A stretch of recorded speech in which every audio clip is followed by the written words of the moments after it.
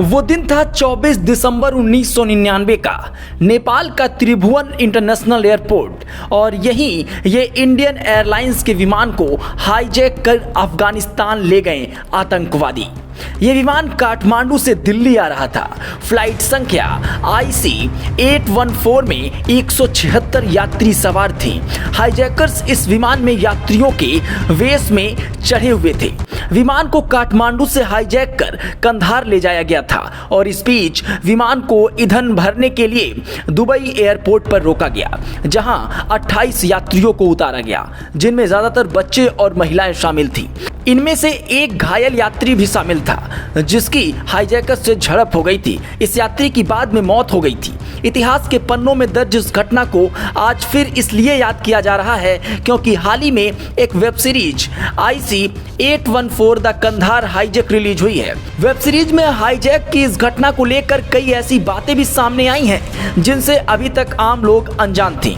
विमान ने जब काठमांडू के त्रिभुवन इंटरनेशनल एयरपोर्ट से उड़ान भरी तो सब कुछ सामान्य नजर आ रहा था। विमान में ज्यादा यात्री भारतीय थे जो दिल्ली आ रहे थे, लेकिन जैसे ही विमान भारतीय वायु सीमा में दाखिल हुआ, हाईजैकर्स खड़े हो गए और पूरे विमान को अपने कब्जे में ले लिया।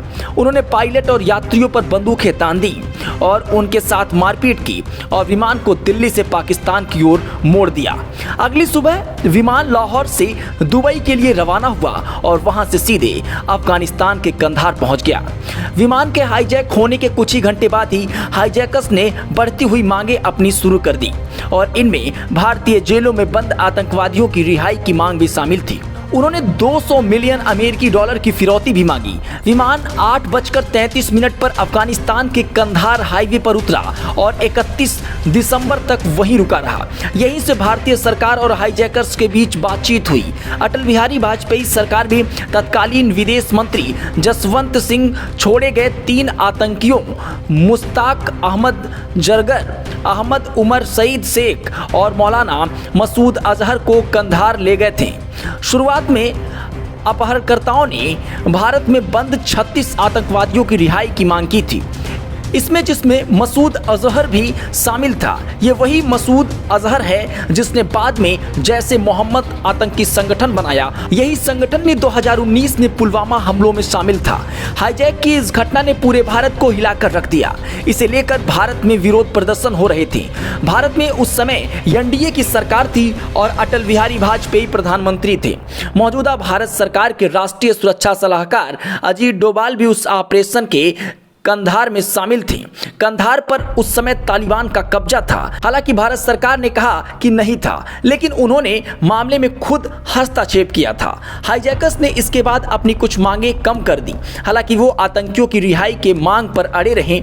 आखिरकार यात्रियों की सुरक्षा के बदले भारतीय जेलों से 3 आतंकियों को कंधार ले जाकर छोड़ने का फैसला लेना पड़ा और इसे लेकर सरकार की आलोचना भी खूब हुई। कंधार हाईजैक की घटना आज भी वाजपेयी सरकार की सबसे दुखती रग है, लेकिन जब सरकार के सामने कोई विकल्प नहीं था, 31 दिसंबर को सरकार और अपहरणकर्ताओं के बीच समझौते के बाद दक्षिणी अफगानिस्तान के कंधार एयरपोर्ट पर अगवा रखे गए सभी 155 बंधकों को आखिरकार रिहा कर दिया गया। 31 दिसंबर 1999 की रात की फ्लाइट 814 के छोड़े गए बंधकों को एक विशेष विमान से भारत वापस लाया गया, लेकिन ये खौफ के 8 दिन विमान में बैठे लोगों के साथ साथ भारत के हर नागरिक के लिए खौफ भरा था। दरअसल लोगों को डर था कि विमान में सवार लोगों को कुछ हो ना जाए। फिर इस विमान में कुछ विदेशी नागरिक भी शामिल थे। आइए आपको बताते हैं वो 3 आतंकी जो उस डील में छोड़े गए थे वो इस समय कहां हैं। सबसे पहला नाम मुश्ताक अहमद जरगर का। कश्मीरी आतंकी कमांडर मुश्ताक जरगर इस समय कश्मीर में है, जिसमें पिछले साल श्रीनगर में स्थित संपत्ति को कुर्क किया गया था। मुश्ताक जरगर का अल-कायदा और जैसे मोहम्मद जैसे कट्टरपंथी आतंकवादी समूहों से संबंध है। माना जाता है कि वो जम्मू कश्मीर में शांति को अस्थिर करने के लिए सैयद सलाउद्दीन के अलावा पाकिस्तान से एक आतंकी समूह का संचालन कर रहा है। मुश्ताक अहमद जरगर कश्मीरी घाटी में विभिन्न आतंकी संगठनों के लिए लोगों की भर्ती करता है।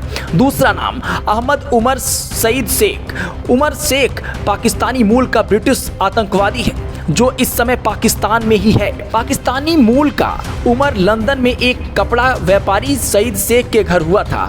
उमर के जन्म से 5 साल पहले उसके पिता पाकिस्तान से लंदन में हस्तांतरित हो गए थे, लेकिन वो 1987 में फिर लाहौर लौट आए। सईद शेख ने साल 2002 में वॉल स्ट्रीट जर्नल के पत्रकार डेनियल पर्ल को पाकिस्तान में किडनैप करवाया और उनकी हत्या करवा दी, जिस मामले में उसे फांसी की सजा सुनाई गई। हालांकि बाद में उन्हें सिर्फ अपहरण का दोषी मानकर रिहा कर दिया गया। तीसरा नाम मौलाना मसूद अजहर। भारत में मोस्ट वांटेड एक और पाकिस्तानी आतंकवादी मौलाना मसूद अजहर को बताया जाता है कि इस समय पाकिस्तान में है। हालांकि कुछ दिनों पहले उसके एक बम विस्फोट में मारे जाने की भी खबर आई थी। इससे जुड़े कुछ वीडियो भी सामने आए थे, लेकिन अभी तक मसूद अजहर की मौत की पुष्टि नहीं हो पाई है। वह अब तक भारत में कई हमलों को अंजाम दे चुका है।